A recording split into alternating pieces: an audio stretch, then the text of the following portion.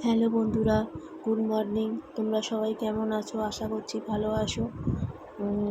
তো দেখতে পাচ্ছ আমার কাজটা মোটামুটি হয়ে গেছে। তোমরা ভাবছো বাবা এত তাড়াতাড়ি কী করে কাজ হলো?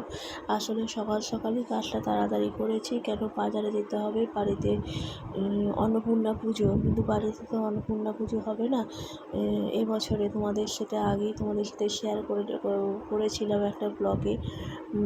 সমস্ত কিছু জিনিসপত্র কিনে মন্দিরে আমাদের বাড়ির কাছেই একটা মন্দির আছে, রাধাকৃষ্ণের মন্দির আছে, সেই মন্দিরে সমস্ত কিছু আর কি দিয়ে আসবো।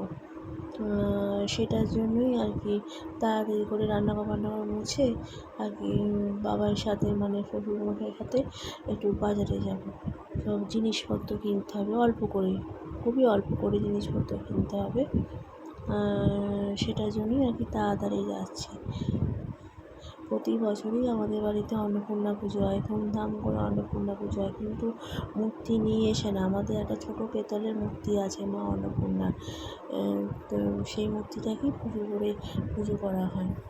এমনকি লোকজন খাওয়ানোও হয়েছিল। তারপর করোনার পর থেকে সেই লোকজন খাওয়ানোটা বন্ধ হয়ে গেল। তারপরে এমনি বাড়িতে যেমন পুজো হয়, হোম হয়, যজ্ঞ হয়, তারপরে সমস্ত কিছু হয়, ভোগ রান্না হয়, সমস্ত কিছুই হয়। তাই এই বছরে হচ্ছে না।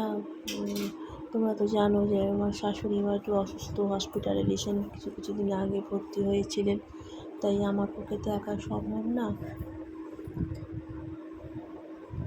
আমার এই ব্লগটা তোমাদের কীরকম লাগছে একটু সাবস্ক্রাইব করে দিও। আমি আরও তোমাদের সাথে মানে আমার কিছু নতুন বন্ধু এসছে আমার এই ব্লগে, আরও বেশি বন্ধু চাইছি আমি, যাতে আমরা একে অপরকে মানে সাপোর্ট করি। তাহলেই তো আমরা মেয়েরা এগিয়ে যাব। ব্লগটা এই পর্যন্ত, আবার নেক্সট ব্লগে দেখা হবে।